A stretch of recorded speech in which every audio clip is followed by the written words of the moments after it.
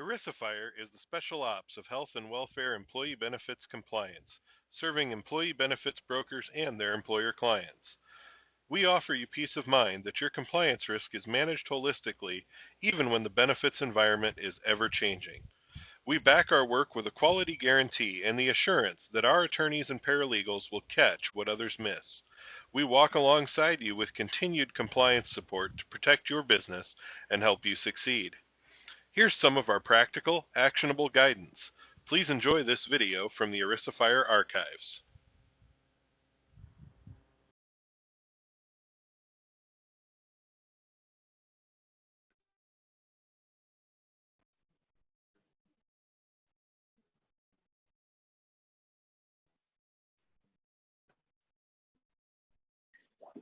Hello, everyone. Give everybody just a second to get in. All right, so welcome to the second week of the ERISAfire COVID-19 Town Hall webinar. Just a friendly reminder, we're doing these every Tuesday at 10 a.m. Central through the month of April to help guide you through the ever-changing new regulations that are coming out. Seems like changing every day. So we want to offer you some practical guidance and legal advice to help you and your business figure out what's so ERISAfire wants to help you do that. So I'm going to turn it over for a minute to Aaron Richard, who's just going to tell you a little bit about who ERISAfire is. Good morning. ERISAfire benefits company. We're really focused on benefits. We in technology, top-notch risk and skills. A lot of different talent within our folks to make the best work product, but also additional expertise. So I want to thank you for joining us today. If you have any questions about our services, please contact me. And send it to Kendra, our Chief ERISA Geek, leading the town hall today.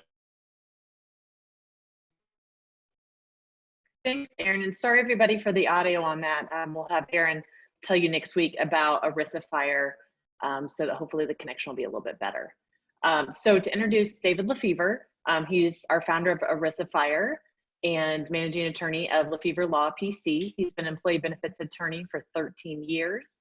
He's helped struggling union pension funds through the 2008 financial crisis, helping countless employers and insurance agencies with Obamacare. His practice focuses on assisting clients in complying with ERISA and other employee benefits laws, health, welfare, and retirement. He also counsels clients on plan design, implementation, and administration of qualified and non-qualified plans. He has recently authored 2 treatises for Bloomberg Law, healthcare plan fiduciary responsibility, and tax aspects of health plans.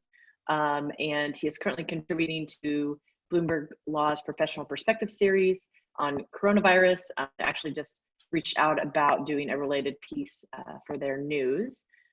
So I'm going to turn it over to David. Good morning, everybody. So it has been a remarkable week in terms of the rapid pace of change. The CARES Act was enacted, and the Small Business Administration is clamoring, as well as basically any bank that's part of the SBA network is clamoring to figure out how to do something with that law. We got new guidance from the Department of Labor on the Families First Coronavirus Response Act.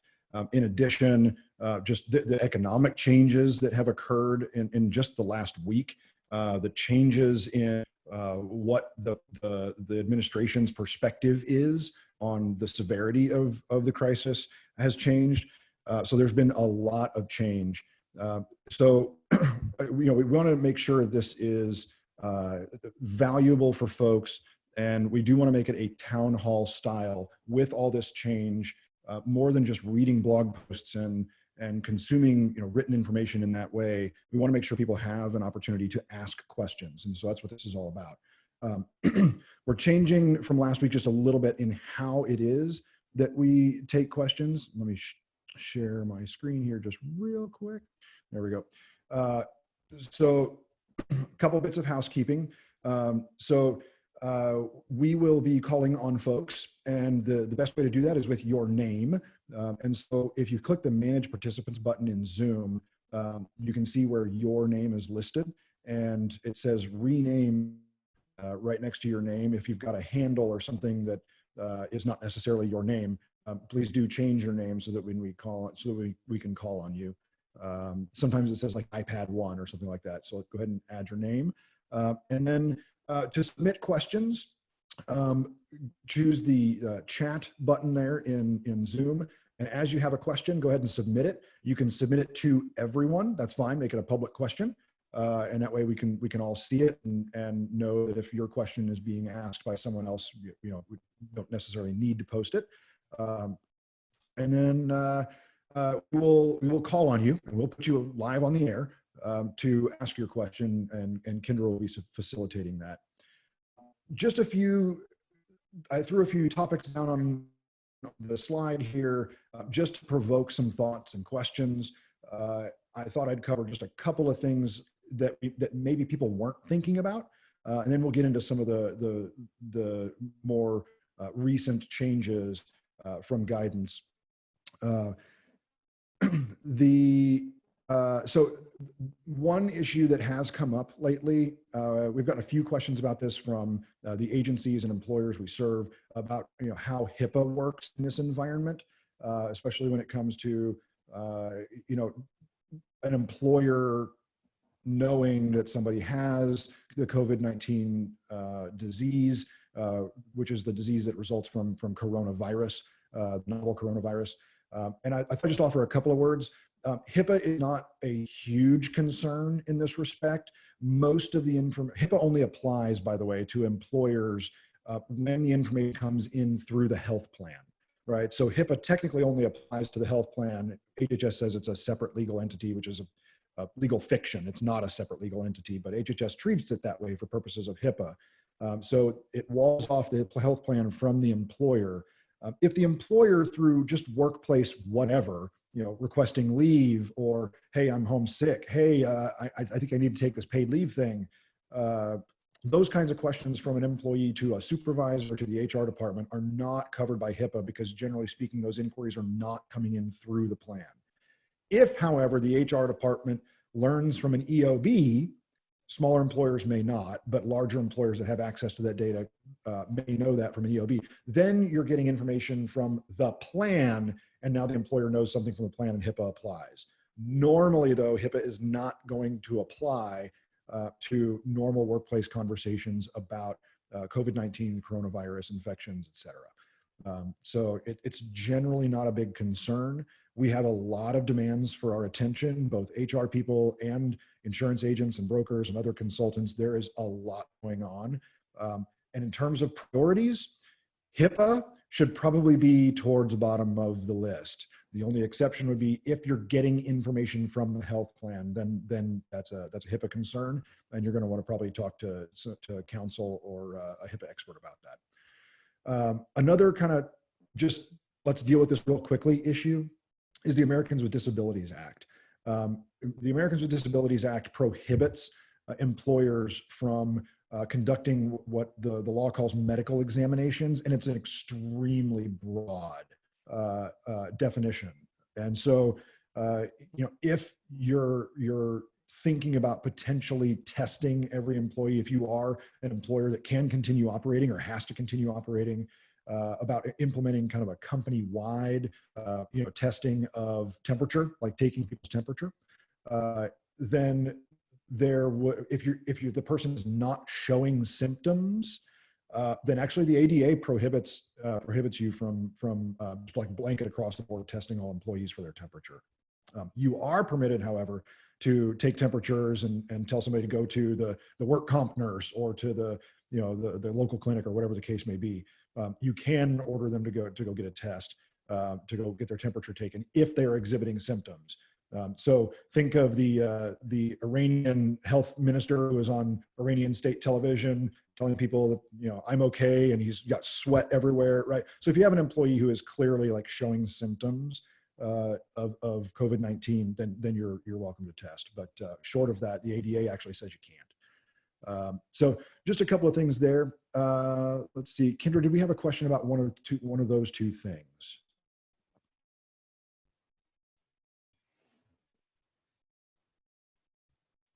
Not yet, mostly just issues with audio. Good. All right, no problem. So one of the other topics we wanted to bring up was, and we have a special guest here to help us talk about it, is the workers' compensation implications of the COVID-19 crisis. And here to talk to us about it is Mr. LeFevre. He is a veteran insurance lawyer with over 35 years of experience. He's argued 5 cases before the Missouri Supreme Court and many, many more cases in front of the Western District Court of Appeals for the state of Missouri. He tells me he stopped counting at 50, which is impressive.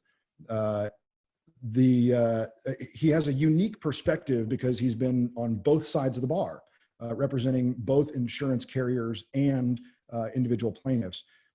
He is also one of ERISAfire's contributing attorneys, helping employers with things like stop-loss policy disputes and the interaction of workers' compensation and workplace benefits like sick leave and PTO and short-term disability. So he's here to share a few thoughts about the workers' compensation implications of the COVID-19 crisis. Lance, welcome to the program. Thank you. So this was an interesting issue, and you and I got to have a little fun debate yesterday about it.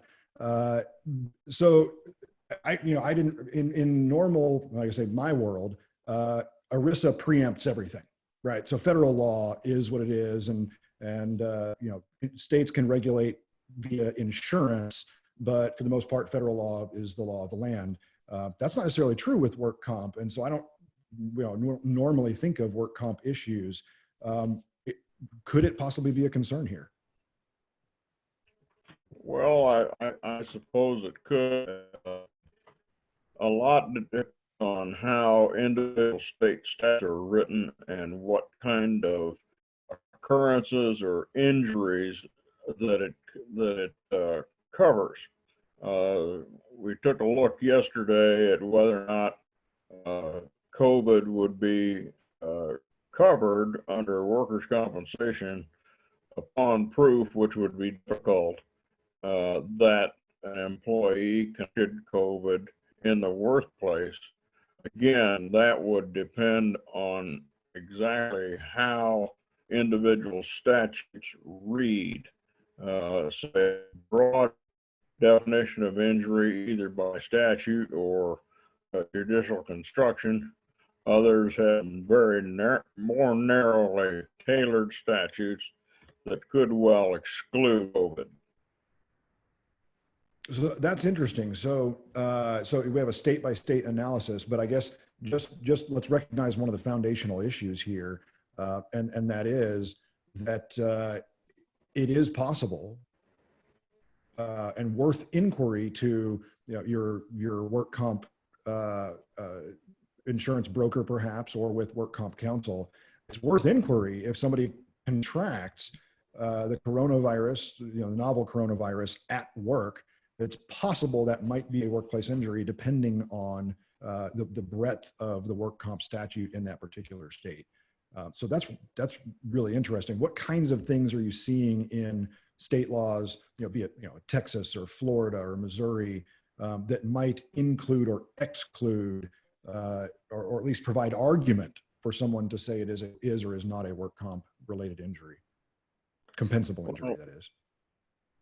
Some statutes essentially provide, or by judicial construction, have been held to provide that, in essence, that any injury in a broad perspective of that term is compensable under workers' compensation laws.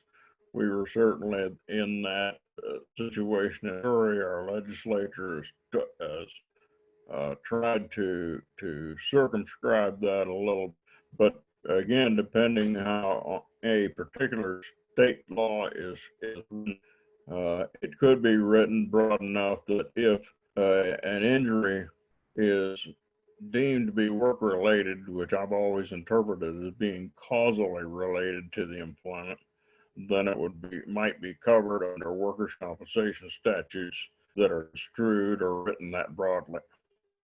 So that presents some really interesting issues. I'm gonna put you on the spot here just a little bit. You know, we in the context of the work we do for you and I, that is the work we do for employers and for brokers, have talked a little bit about the interaction outside of the COVID-19 crisis between workers' compensation and you know, FMLA and ADA and state leave laws. You know, some of the more complicated being the state of California. And so, you know, so add to the mix a new law, right, that says that if you're under 500 employees, you're supposed to provide 2 weeks of paid sick leave. And so how do those work together? So if you have somebody, let's say in a state where they claim that they've contracted coronavirus from the workplace, and proving that, I think, is probably going to be difficult, to say the least. But let's say, you know, you got to take it at face value at first, right? So somebody says they contracted it at work. So you've got a potential work comp injury, but then you got this paid leave requirement. You know, what do you have any recommendations for employers on how to handle those interactions, or what do you think about the interaction? Well, there really wouldn't be any question that if a COVID claim in an individual state was covered, there wouldn't be any question that it would entail total disability, temporary total disability, and therefore temporary total benefits would be payable. Without delving into FMLA or the new part of the statute that was passed last week that requires employers to provide sick leave, it may be, and depending on how it dovetails, I suppose the sick leave could be stacked on top of temporary total disability benefits for the kind of 14 stacking. Days. Yeah. So that kind of stacking is a lot of what employers worry about, right? First of all, just administratively, it's more to worry about. And secondly, you know, you're potentially taking both a work comp hit on your experience rating and having to pay out paid leave. Off the top of my head, probably one of the things that employers and insurance agents might want to take a look at, and maybe Christy and Aaron, folks doing some research in the background here, can take a look at this.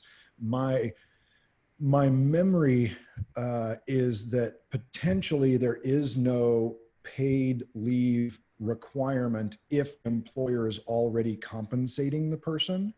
And so a good question to look into would be, if it is a workplace injury and if it can be shown reasonably that it was contracted at work, and if the work comp statute pays like a lost wage benefit, does that count as compensation for purposes of this new paid leave law?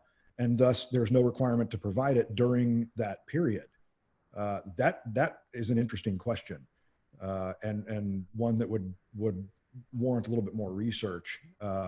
So for our employers and brokers and others in the town hall today, we do have a couple of our team members, Christy Vanderwater and Aaron Richard, who are helping to do some of the research in the background, in case you hear additional voices pop up. So Aaron and Christy, feel free to pipe up if you see an answer to that, or you can chat it to us in the window here. So that's going to be one issue to look at. Does it count as compensation and thus relieve the employer of the paid leave requirement? And then similarly, you know, does it stack? Does workers' compensation stack? Those are interesting issues. Let's see, Kendra, do we have anybody with some questions on the workers' compensation issue, the interaction of COVID-19 and workers' compensation? No additional questions at this time. All right. If along the way, folks, you do have some questions about this interaction of workers' compensation and what it might look like in the COVID-19 crisis, feel free to pop them into the messenger there in the chat window. If after the fact you have a question and it comes to you after the meeting, just hop over to help.erisafire.com, and there's a little messenger in the lower right-hand corner, and feel free to pop your question into there.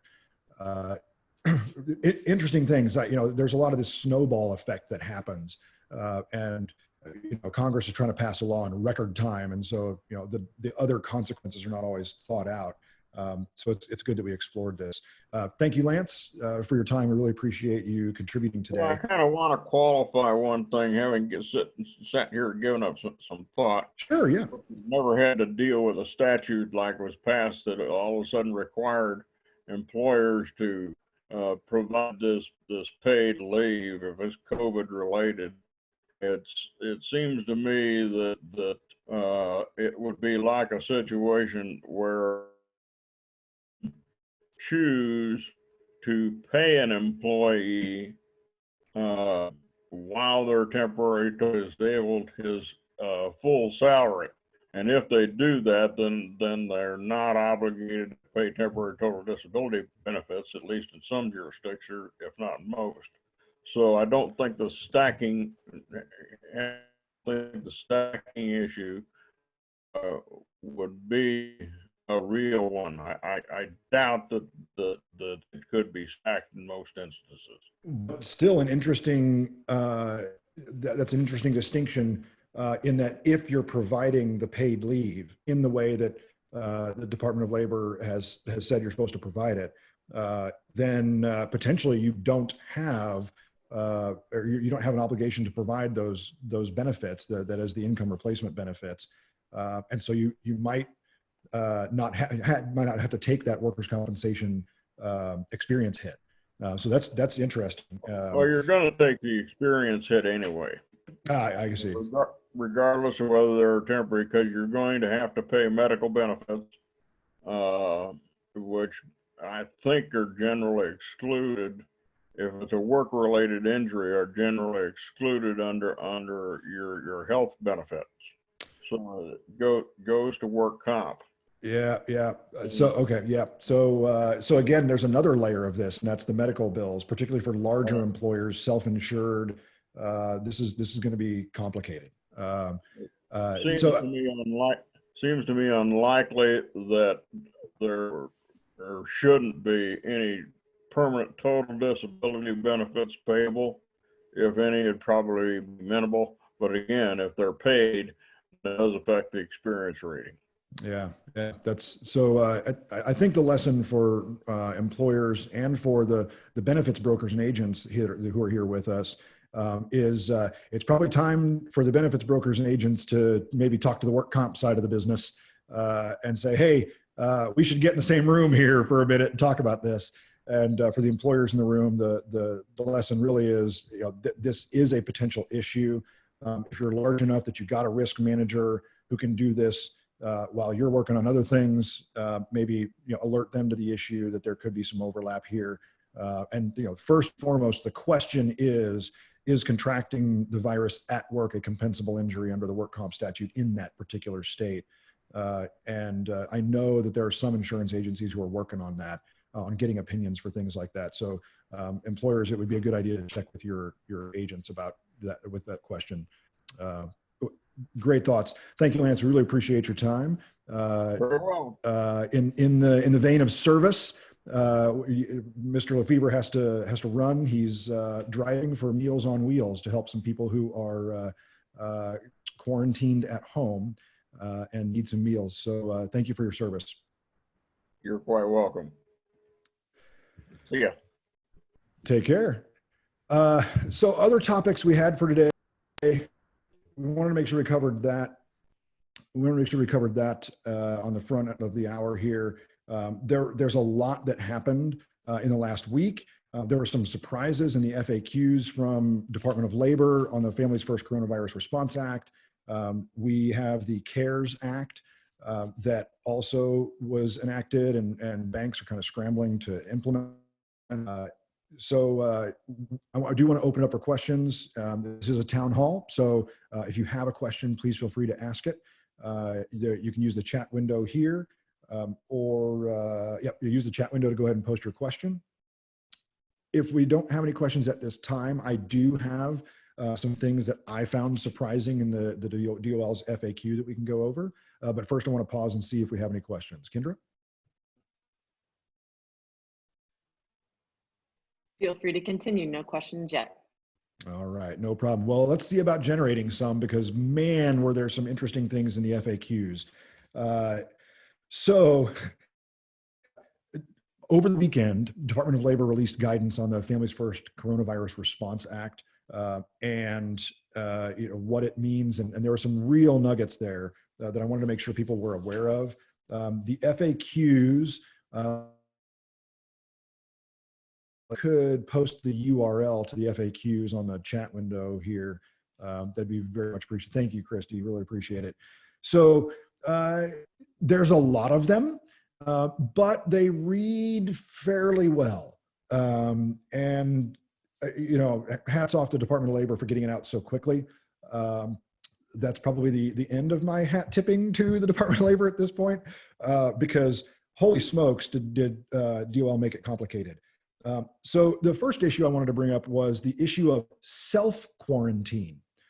So let's say you've got an employee who says, hey, I went to, a gathering, whatever it may be. I went to a worship service. I went to a birthday party. I went to whatever. And, somebody kind of, sneezed a lot and didn't look so well, or even I found out later that they contracted the virus or something like the virus, the flu, whatever. I think I'm going to self-quarantine for a couple of weeks. Let's say the person told you that they're going to self-quarantine starting tomorrow, the effective date of this law. Let's say also you're under 500 employees, an issue we'll get to in a second. Do you have to provide paid leave for that person? DOL answered that question, sort of. There's enough verbiage in the law and the FAQ that suggests the answer is actually no. If those are the only facts, and the employee just says, "Hey, I need to self-quarantine because that's what I want to do," generally speaking, you wouldn't have to. The way I'm reading the law, you wouldn't have to provide the paid sick leave portion of it. Specifically, one of the reasons noted in the law is self-quarantine advised by a healthcare professional. So change the facts. Say the employee did, a telemedicine visit and says, I think I need to self-quarantine. Doctor, do you think I need to self-quarantine? The doctor says, yes. So you now have the advice of a health professional that says that the person should self-quarantine, and that would be a legitimate reason. One issue I did not bring up in the fact pattern was whether or not the person was subject to a quarantine order by a state or local governmental official. That is a separate reason for leave. So if the self-quarantine is also occurring during a time and in a place where one of those orders is in effect, you have an independent reason for needing to provide the paid sick leave, by the way. But if you're not under a quarantine or stay-at-home order or shelter-in-place order, then and the employee decides to self-quarantine, it does not look like you have to provide paid leave under those circumstances. But all the employee needs to do is, do a telemedicine visit, go to a health clinic, whatever the case may be, and have a health professional advise that that's the case. So thought that was an interesting one. Another interesting issue I found under the FAQ guidance was this issue of whether or not an employer is above or below 500. And that, especially if you're right on the line, or better, or not better yet, but or more importantly, if you're considering a reduction in force or something of that nature, your over or 500 count may change during this year. Is the 500 based on a look back period, which is normal, right? COBRA looks to the year prior, FMLA, similar, looks to the year prior. And DOL answered that question with no, it is not a look back. Wow. So what DOL said was that the 500 count is measured as of the day an employee asks for leave. So it is fluid throughout the year. So just stop and think about that for just a second. You got to run reports like constantly to know where your employee count is, so that when an employee asks for paid leave, you know the count on that particular day. That's how the count is measured. It's the day the employee requests leave. And if you're considering a reduction in force or a RIF, or layoffs that don't constitute a reduction in force, that your numbers are changing quite a bit. Interesting stuff. Let's pause here for just a moment and take any questions. Calvin Upton, you're going to be on air now. Go ahead and ask your question.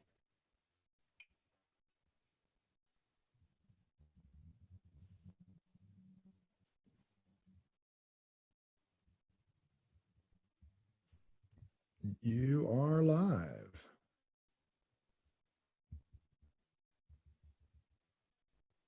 No I'll go ahead problem. and read. I'll go ahead and read it just in case there are any audio issues. Gotcha, not a problem. So this 401k plan audit, 5500 related. I have a fiscal year end June 30th, 2019 with a April 15th, 2020 deadline for the 5500. Has that deadline been extended? I did not see the 5500 specifically cited in the IRS FAQ. Have you seen anything differently? So I have not seen anything different about the 5,500 deadlines being extended. Christy, Aaron, if you would do some quick checking real quick to see if there is any guidance on that. The only thing I'm aware of is income tax returns and payments and estimated tax payments that have been extended. I'm not aware of a 5,500 or for that matter, any other form extension, 720 for PCORI fees, for instance. But under the 401k, under the 5,500 rules, there are multiple extensions that are available. There's an automatic extension that can be obtained. There's an even further extension if, based on your tax return, if your plan year and your fiscal year for tax purposes are the same, and you extend your tax deadline, then you can extend the 5,500 due date because of that. And so there is a potential argument, by the way. So if you opt for the tax return extension and you're eligible for it, right? Not everybody's eligible for it. But if you're eligible for and you elect the tax return based extension and IRS extends the deadline further, a really good question is whether or not the newly extended deadline that was announced by the administration similarly would extend the 5,500 deadline if extended under that tax return extension. And that's a really, really good question. Our research folks may tell me that I'm wrong, but I highly doubt that IRS has thought that far in advance to see if that will similarly extend the deadline. Interesting. There is an extension, by the way, for tax returns that can apply to the 5,500. Can you stack them? That is, if that deadline is also extended, I don't know the answer to that. And I doubt IRS will have provided guidance on it. And so Christy's telling us that we're not seeing anything in the guidance. So the safest course of action, folks, for your welfare plan 5,500s, your 401k plan 5,500s, and similar things, 720s, et cetera, is to assume that the deadlines are as they are and extended as they normally would be. It's the safest thing to do unless there is explicit guidance from IRS that says you can stack these extensions. So great question. All right. So just a few other nuggets that we found in the FAQ that the DOL posted over the weekend. This is back to the issue of, golly, could you make it any more complicated? We're going to put it in that category. So you're all familiar with intermittent leave under the FMLA and issues related to that. How difficult it can be to administer intermittent leave under the FMLA. Well, guess what? DOL also applied a similar intermittent leave principle to what I'm going to call the school and daycare closure leave. That's the FMLA plus, or the emergency FMLA. People are calling it different things, but I'm going to use school daycare closure leave because it's really kind of one reason. So what the DOL said is that as an employer is not required to provide intermittent leave. So we got a little bit of a bone there, actually. That's a good thing. But you are permitted to provide intermittent leave for school and daycare closure. DOL did say, generally speaking, for the sick leave component, intermittent leave is not permissible. And if you think about the reason why, people should have, if they're staying home because of sick leave, it's because we're trying to stop the spread of the virus. So intermittent leave defeats that purpose. So you should be staying home. And you're going to be asked to be on quarantine anyway. So intermittent leave shouldn't be an issue with respect to the sick leave component, which is also quarantine leave.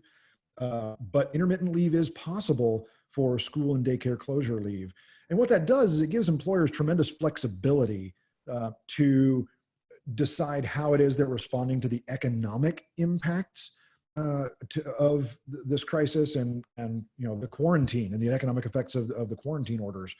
So there are all kinds of things employers are being forced to do: lopping off one day a week, having people work every other week, outright furloughs for extended periods of time, RIFs, layoffs, et cetera. There are all kinds of things employers are considering.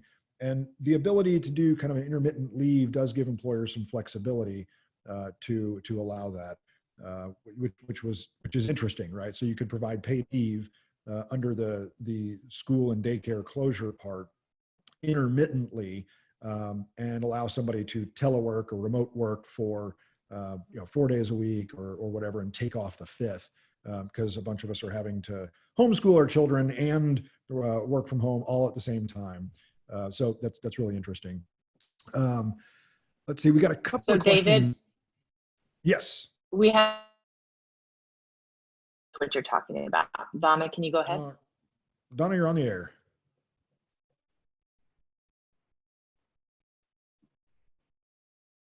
Microphone, no problem.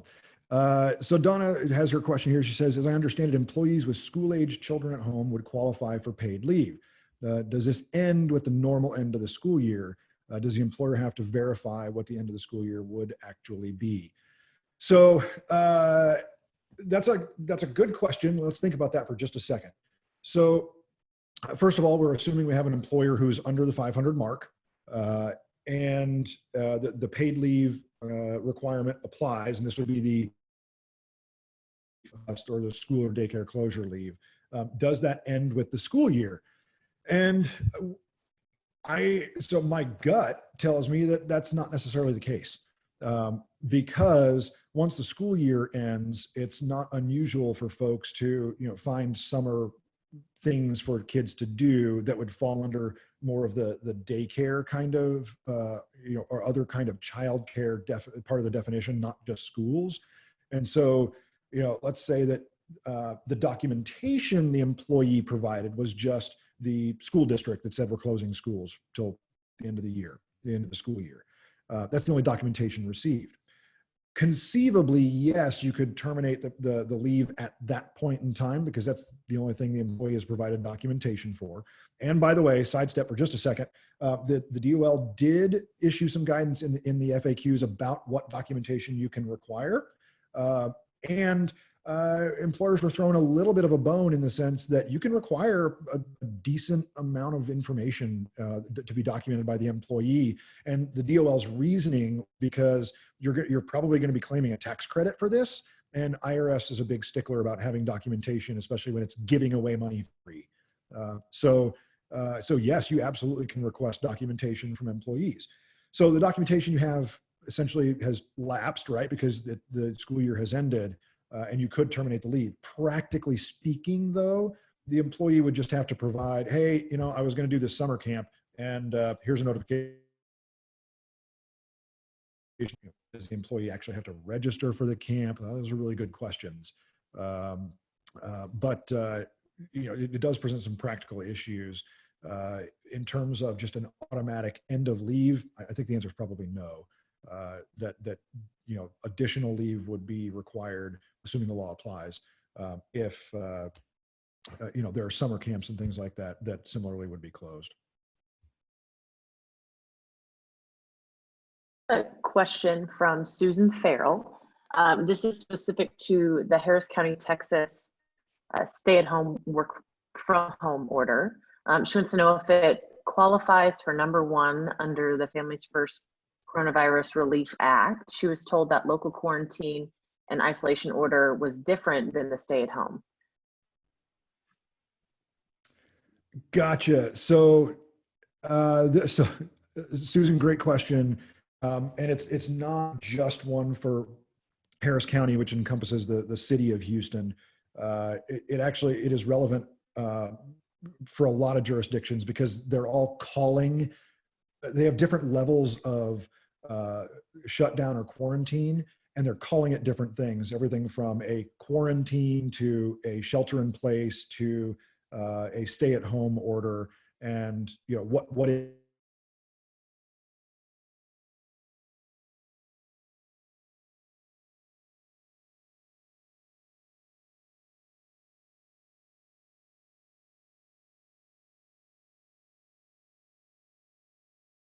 of the library. Yep, it's called Learning the Vocabulary of COVID-19 Public Health Orders. Kendra provided a link there. And it talks about the different levels. And so the question is, based on the level of lockdown, be it very loose or very strict, does that affect the ability to take leave under the Families First Coronavirus Response Act? And we looked into this a little earlier. Let me pull up the law here just real quick. And it's not entirely clear based on the DOL guidance. And so let's see. Yeah, so the term that DOL uses is federal, state, or local quarantine or isolation order related to COVID-19. That's number 1 that Susan was referring to. So I just kind of stepping back and practically speaking, it would be probably difficult to split hairs and say that if the order is if it is an order, by the way, so that's kind of the issue is an order, regardless of what they call it, it's probably going to qualify. And the reason is because, quarantine, as Christy outlines in her article, is a very strict police power exercise of governmental authority. And it is a police power. So, the state tells you cannot move. It's not used often, but it can be used. But DOL uses another term, and Congress uses an additional term, isolation order, and that's pretty broad. And having seen some different local ordinances or local orders, they use different language, but isolation order is pretty broad. And so, at least my gut says, yeah, even if it's an order with a lot of hold, like some localities have, it's still an isolation. It's still an isolation order, I would think, under the law. The downside consequence of not calling an order that is unclear an isolation order and thus subject to the paid leave requirement under Clause 1 is that you're not providing paid leave. And then it's enforceable under either the FMLA or, in the sick leave area, the Fair Labor Standards Act, which is enforceable by DOL's Wage and Hour Division. It's possible there could be private rights of action. You know, if you're not providing it, then you're potentially subject to enforcement. Now, that being said, DOL did provide some enforcement relief for the first 30 days or so. So I could foresee a circumstance where an employer takes advantage of the kind of non-enforcement period, or the kind of grace period, if you're making good faith efforts to comply. If you're making good faith efforts to comply, then and the reason why you're not quite rolling out paid leave is because you're in the middle of deciding what to do with a reduction in force or a furlough or whatever, and your time and attention is spent implementing that, and you can't get it implemented by April 1, which is tomorrow. Then I could see a situation where an employer decides to run the risk and say, you know what, if we got to pay back wages, we'll do it. But we can't implement two programs at once. We can't do paid leave and then this furlough all at the same time. So not necessarily technically compliant. So I'll say that outright, but it does present a business risk issue that management may want to consider. So there's a lot of dimensions to it, but directly answering the question, it does, I would consider, the kind of looser, not so strongly worded orders still as isolation orders by local governments. Great question. So we have a related question from Bonnie. Bonnie, I'm going to go ahead and unmute you here just one moment. Bonnie, you're on the air. Hi. So I'm sorry I got disconnected earlier, but what I didn't understand is right now San Antonio is under schools having to close till April 9th. So after that, if schools like private schools determine that they want to continue remote learning on their own, or maybe some of the charter schools or the schools decide we're going to go with remote learning through the end of the year, or employers still on the hook to be required to pay those paid leave requirements because technically their children's still at home, although it's not a city order. So yeah, so there are two aspects there. One is an order required? And the answer to that is no. So a child care institution, be it daycare or an educational institution, a school, whatever the case may be, it does not have to be subject to a governmental order to close in order to trigger the leave. It is a decision by each institution or daycare. And I do know that in some places it's kind of scattered. Some are open. We were just talking to one of our neighbors across the street. Their daycare is open. Across the street and down a little bit, their daycare is closed. And so it's really up to that school. If it's closed, then there's a clear, yes, there is a leave entitlement, and there's this gray area kind of in the middle of remote learning. Does that constitute a closure? And I don't think the answer is clear in the DOL guidance. I don't think it's clear in the statute. I would caution against taking a firm position that if your kids are remote learning, we don't have to provide paid leave, because the intent behind this, as Bonnie, you mentioned, is that the kids are still at home, yeah, and they have to be supervised.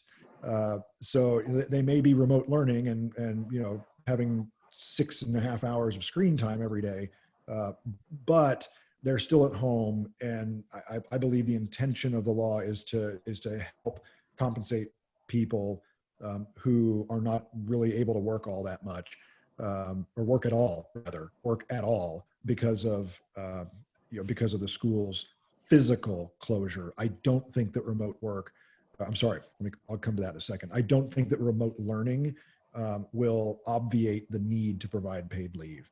And I had a little slip there about remote work, and I want to explain that one.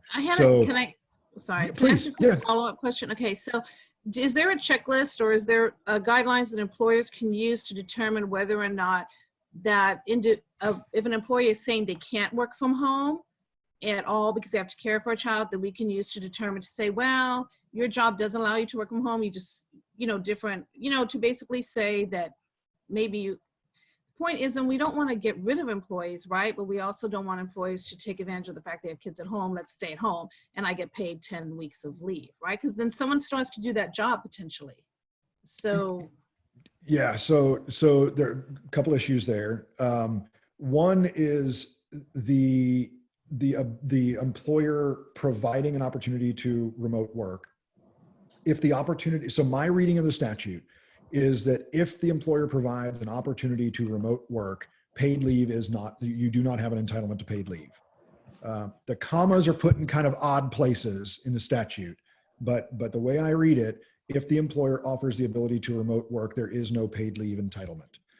Now we add to that the intermittent leave component, and it can get fairly complicated, but DOL's guidance was fairly clear that intermittent leave is a voluntary thing by the employer that should be worked out essentially on a case-by-case basis with the employee, coming to a mutual understanding. So it's not required, I do not believe, to provide intermittent leave. So if you offer remote work as a possibility, there is not a paid leave entitlement. However, if you offer it and the employee says, I don't know if I can do that, that's essentially the same thing as an employee just not reporting to work, right? Or let's flip the facts, right? And Bonnie, you mentioned that, let's say the employer says, look, your position is just not conducive to remote work. And so if employment is not terminated and remote work is not offered, and you have one of the reasons that entitles a person to leave, be it childcare, or the school closure, or the sick leave or quarantine leave. If you have a valid reason under the statute and remote work is not offered, and the person is not terminated, that is, their employment is not terminated, you have a paid leave entitlement.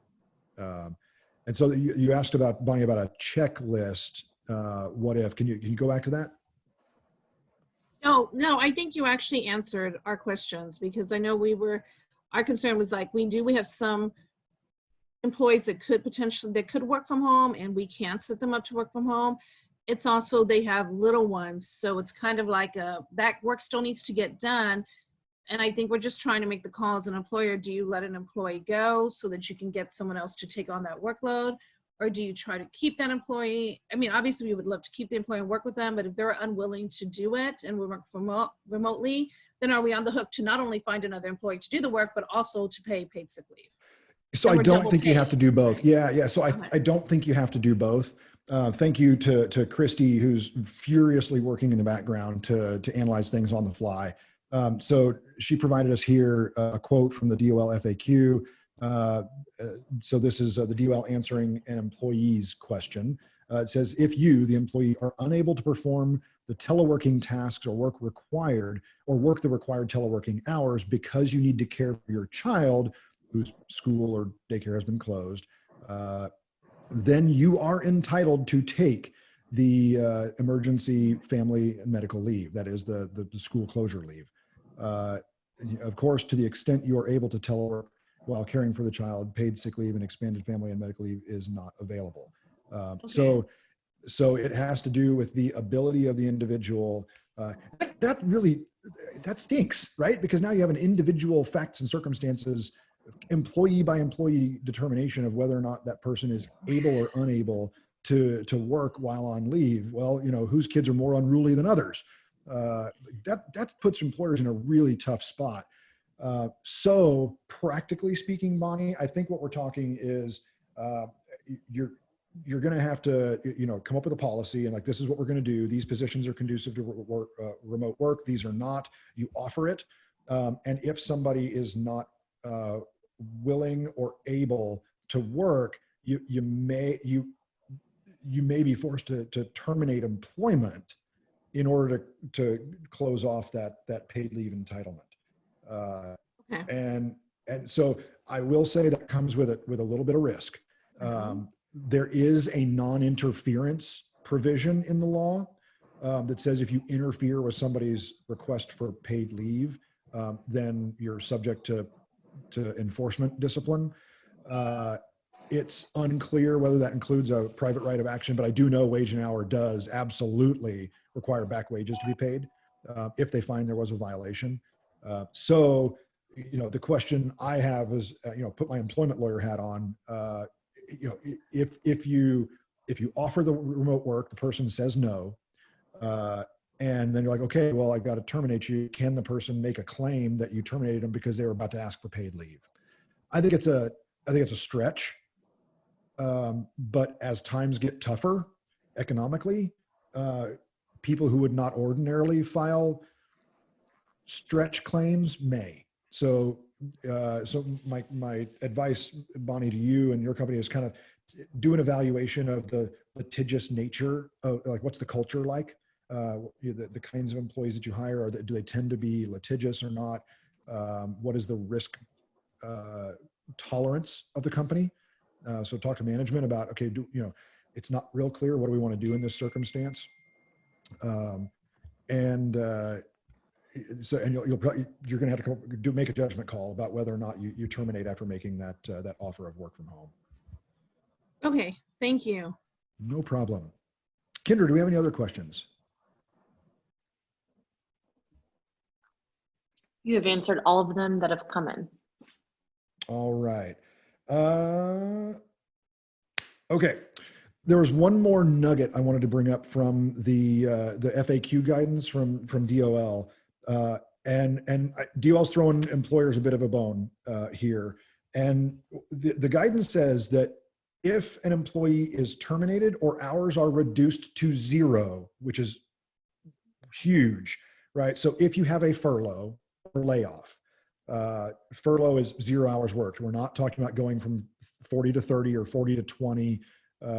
But if you reduce hours to 0 or terminate employment prior to April 1st, so if you've already started doing this, then there is no paid leave entitlement and also no tax credit. Similarly, if the employment is terminated or hours are reduced to 0, right? So you don't have to terminate employment, said the DOL guidance.